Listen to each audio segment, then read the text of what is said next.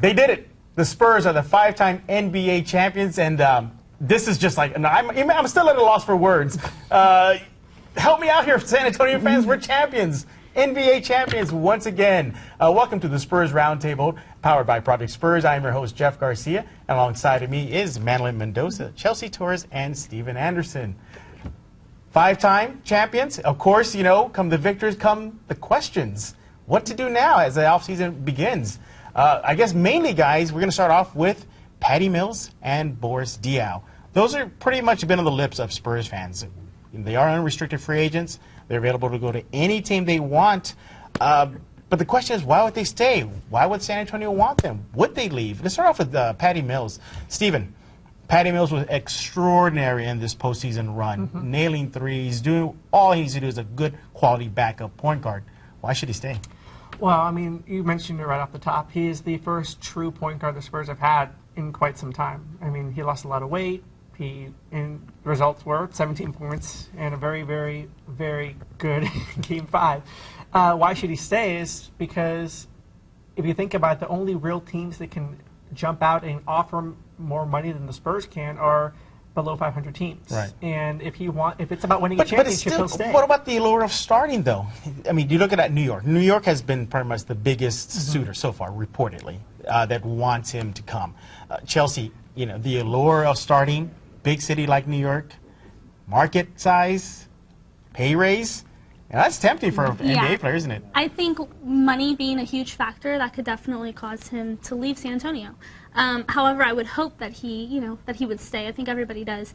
But again, like what Steven was saying, he's probably the true point guard that we have right now. And but if he gets that huge pay raise, I mean, right now in his career, he is at that point where he could take that big money and go with it. I mean, he's at the prime right now. Who wouldn't take the prime? Imagine being able to get a pay raise. Go to New York City, for example, where Carmelo Anthony even wants you to join them, supposedly. But why would San Antonio want him to stay, Madeline?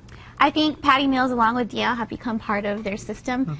Seeing them in the finals, just as Kawhi improved since last year, I think they've improved also, and given the chance, they'll improve even more next year. Right. Diaw stretched out the court. He's a big man. So I think that's why San Antonio needs them or wants them. There's something to be said about team chemistry, isn't there, Steve? There is, and I mean, the team chemistry is undeniable. We saw it this year, all season long, and even in the post-game rally, Patty Mills said to himself, "We're more than teammates, we're friends." And why would you want to leave your friends? But one other thing I want to add to what these two have said, which is New York. You mentioned, Jeff, and well, we're just saying New York because that's the one that's the rumor that's really wants them. Well, you have head coach, a rookie head coach in Derek Fisher.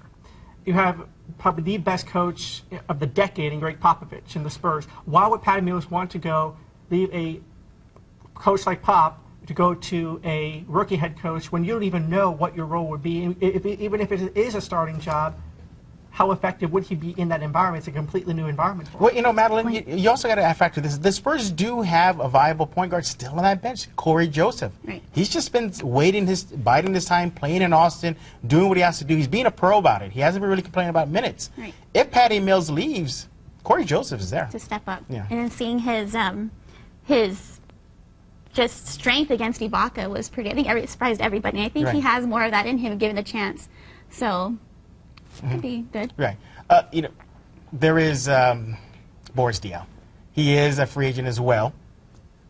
Do the Spurs keep him? What was the same thing with him? Is this a situation where he's going to go or stay? I think for sure he's going to stay. And I only say that because of, again, what Steven was saying, how, they've all become best friends, and it's a family. That's how the Spurs are. They're a family. And right now he's a little bit older. He's already been in the NBA for a while. I don't know exactly how long. I want to say about 8 years, maybe a little bit longer. And so, I mean, he's already gone through some teams that they didn't want him. And now this is the time where he's been able to show off what he can do. Even though the stats may not show it, he comes out and he does it on the court, as we saw in the finals with his pass scene. It's everything that he can do, and he brings so much to the Spurs. He definitely got himself a pay raise in this postseason, didn't he, Steven? He did, and I mean, just not to echo what she just said, because she's correct, but one thing about Diaw is he possesses a lot of skills that big men don't, which he's kind of like a point guard big man, because he can hit threes, he can go inside, well, they call him like a Swiss Army knife, don't they? He's been called deceptively athletic, because he's so big, but then he can run and do all kinds of things. So I think that is very important for the Spurs to keep him, because he was a major part of the Spurs championship running game in the finals.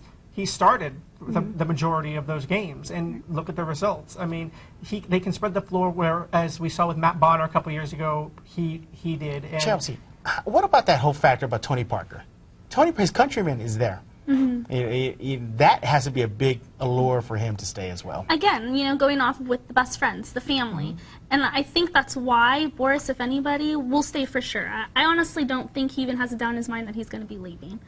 Patty, it's kind of hard to tell just because we're not really sure. But with Boris, I have more of a guarantee that he'll stay. But kind of like what Steven said, this Spurs team, if they stay together, they have a good shot of repeating something they have not done ever in this franchise's history. If it's all about money, then Patty Mills, go. Right. Go get your payday. Go to New York. Go become that player, that starting position you wanted. You earned it. I would not hate him if he leaves. Exactly. I get it. Right. Okay. Don't blame him. But I don't blame him at all. But if he's all about titles, which a lot of these pro players are about, supposedly, I don't know, hopefully, but. Then it's here in San Antonio. You're the defending NBA champions. This is where you're most likely to get that shot. If they always say it's always about the shot at winning a title, how about coming to a ready-made team that is right there? Even though I think Vegas has odds already that Miami is the favorites to win next year's title. Exactly, yeah, because they have LeBron James. I mean, any team that has LeBron James, you're But automatically. that's probably for a different roundtable. But of the two, Mills, Diaw, which one is more important if you had to pick one? If it came down to strictly a financial decision, who would the Spurs take? Chelsea? I would pick Diaw. And I say that because exactly, he can spread the floor, he posts up awesome. And he can shoot those threes. I mean, he has everything. He is that Swiss Army knife for the Spurs. So I would take my chances on Diaw. Yeah, Madeline? Diaw as well. Just like she said, he posts up and passes out, so pick Diaw. Steve was probably going to say Matt Bonner, right? Yes, Matt Bonner. No. I would go with agree, Diaw, because, I mean, the guy, just not to echo what these two have said, but they've already said it. We know what he can do. He's very important for this team, and not to mention his fellow countryman Tony Parker's here. But I mean, it's very, very important the Spurs keep him if they want to repeat. And just to add what you said about repeating, if this team is healthy next year, they have a fantastic chance of doing it again. The reason why I say if is Manu Ginobili. He's going to be going overseas this summer to play. The FIBA World Championships. We all remember what happened. We'll touch on that in a few minutes. We all remember what happened that time. But we're still talking about the future of this team heading into next season. Then there's Kawhi Leonard, the MVP of the finals. There are reports out there that he will get a hefty pay raise. Well-deserved, obviously. Right, Stephen? Right. Oh, yeah, definitely well-deserved. We saw what he did in the finals. He really showed what he's going to bring. And I mean, I say that because, not that he didn't do it before, but the finals, a big stage. Remember last year he missed those two critical free throws that could have won the Spurs the title. This year he stepped up, got aggressive.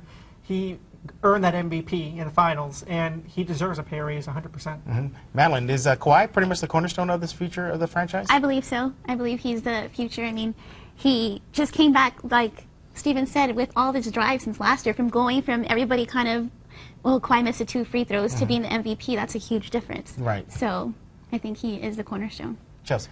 I have to agree. And not only did he do so great in the finals, but we have to remember the regular season. I mean, he was out for a while, and he came back, and we didn't. And the Spurs did not lose a game for 20 games. Yeah. And I mean, that's just ridiculous. And everybody was saying it was because of Kawhi, because he came out and he showed what he can do. He obviously can work hard. Papa said that he's like a sponge, on practice. He stays late, he comes early, he works hard.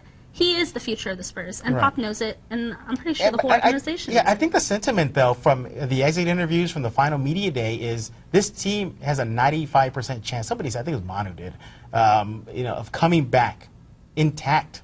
Stephen? Yeah, and they do, and I really, there's no doubt about it, Duncan's going to return. I fully believe he will return. He's going to come back. Pop, of course, is coming back. So, I mean, you have those two, you have a very good chance already. But this team is probably one of the best basketball teams I've seen in quite some time, and they have a very good chance of staying together. And going back to Patty Mills, he recently had like an autograph session here in San Antonio, and I think fans were chanting, "Stay, Patty, stay." So he knows that the fans want him. He's wanted here, and he doesn't have to look too far in Spurs history. Why don't you Patty, why don't you look at Gary Neal? What happened to him? What happened to Gary Don't do Neal? it, Patty. Yeah, remember when Gary Neal left looking for that pay? Well, goes to Milwaukee, a rebuilding team, and then he's just miserable. Yeah. So it doesn't Poor take too Gary far for she's okay. You're going to cry for Gary Neal? Poor Gary Neal. Yeah, but those are our thoughts right there on the Spurs' future, at least roster next year. Hopefully they come back intact. But again, don't forget to go out to ProjectSpurs.com, use for S8.com, and of course Fox 29 San Antonio as well.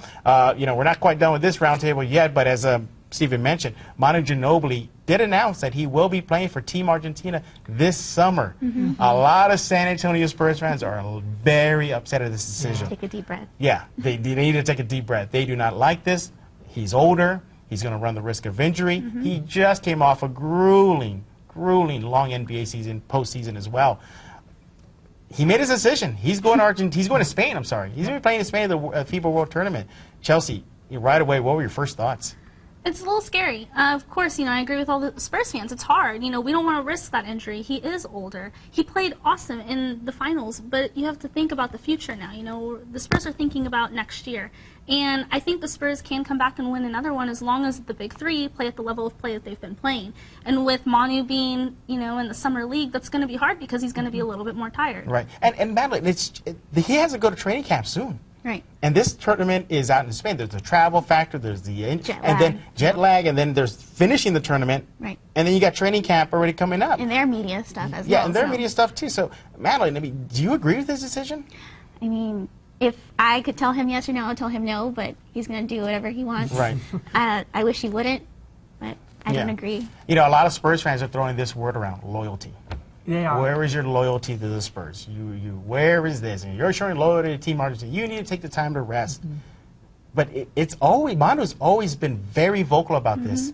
He appreciates his gold medal, his accomplishments more with Argentina than maybe he does with the NBA and the San Antonio Spurs. He does, and I mean, you're right. And I think when you said that, all of San Antonio screamed, no, they don't want Manu to go play, but he's going to. And I mean, it's not just Manu. You got Patty Mills going overseas, Aaron Baines, Boris Diaw, Kawhi Leonard if he makes the U.S. national team. So you have a bunch of players who are going to be playing overseas for the Spurs. We saw what happened with Tony Parker when he played all summer. Well, I think that is the bigger news. I think that, yes, I mean, you're upset that Manu's not going. But I think the bigger news is Tony Parker is not going to go. True. He's not playing in Team France. I think that has to do with, though, he's now a new father. He just had, I think he played in the Summer League last year. Yes, he had a really tough, it was a hard loss last year, as it was with the rest of the Spurs. He's had a long season. And you could tell he really I think he conserved a lot of his energy for the finals. He's still a gas, though. Yeah, he did. Yeah. But I think that, maybe he's taken the break. Madeline, with Tony Parker finally taking a summer off, I think that might balance out with Manu heading overseas. Maybe it'll set the tone. Maybe, right. It could balance out. Right. One goes, one stays, even though Manu's been going. But right. I'm glad Tony's staying. Yeah, I think Tony Parker getting that rest, getting recharged over the summer is going to pay off dividends for him because we saw it last season, we saw it this past season. He runs out of gas in the most crucial times, and then got your Patty Mills. Your Patty Mills comes back and how amazing the job he did stepping in. But before we put a wrap on this show, we talked about it a little bit. Let's bring it up one more time. Does this Spurs team repeat? Do they do something they have never done in franchise histories, defend their title, Chelsea? I think they could. I think it's very possible, as long as everybody, again, stays at the level of play that they're playing. I think a few players will have to maybe step up a little bit more, but even then, we saw almost every bench player play in the finals. So with that, if the Spurs can keep that up, the big three can keep up their level of play, it shouldn't be a no-brainer for Are you still worried about Oklahoma, though? No. You're not? No. Wow, we're bold. Okay, well, why not? I just seeing how we, defended against them. Even when they tried bringing in Ibaka, it didn't work. Pop made his changes. He didn't do anything drastic. He just made the Spurs play better. Yeah. So I'm not. You want to tell all Thunder fans right now that we're not afraid of you. All right, Steve. She did that against Diaw, so be careful. I did, yeah. No, but just to touch on both of what they said. First with Maddie, she's right. The Thunder, I'm not afraid of the Thunder either because they're not going to get any better than they are right now. Because I don't see what else they could add. The Clippers are not going to get any better either. And Houston, well, they're Houston. So, there's not that many threats out there for the Spurs. Maybe Dallas. I don't think so. I don't think so, no. They made us work. Yeah, they made us work. They Yeah. But I did. have heard rumors about Houston saying that they've been trying to trade all their players To get LeBron. LeBron. Not going to happen. I don't think it's going to Well, happen even either. let's just say they get LeBron. I mean, nothing will happen. That's though. what I was gonna say. It'll Yeah. be the exact same thing. Exactly. It'll be exactly because he's carrying the team. that he is Exactly. in. But no, I agree. They have a great chance of doing it. But my concern, the X factor for me, is going to be Manu Ginobili. If he can come back from playing overseas this summer and be healthy, then we'll be fine. You know Popovich is going to rest him Of course. tremendously in that beginning of the season. Of course, yeah. You know, maybe kind of pulling what Tim Duncan did. You know, one game on, one game off. You know, telling the NBA at the last second, no, we're just going to send him back to San Antonio. couple of fines. Yeah, pick up a couple of fines along the way. Yeah, I would not be surprised if that happens. But before we put a wrap on this show, how did it feel winning the title? Now we're going to remove ourselves as being media. Now we're going to be fans now for just a few seconds. It's awesome. Yeah. I mean, Fantastic. after that loss last year, I mean, it's so heartbreaking to come back after that. And to have the season that the Spurs did, then to come back into the finals, beat, Thunder, Right. Dallas, having that 7-game series against Dallas that we didn't expect, going against the Thunder, it's awesome to finally beat the Heat, the team that the Spurs have been wanting to beat, and now they finally did it. Yeah. That's awesome. How did you feel? Redemption.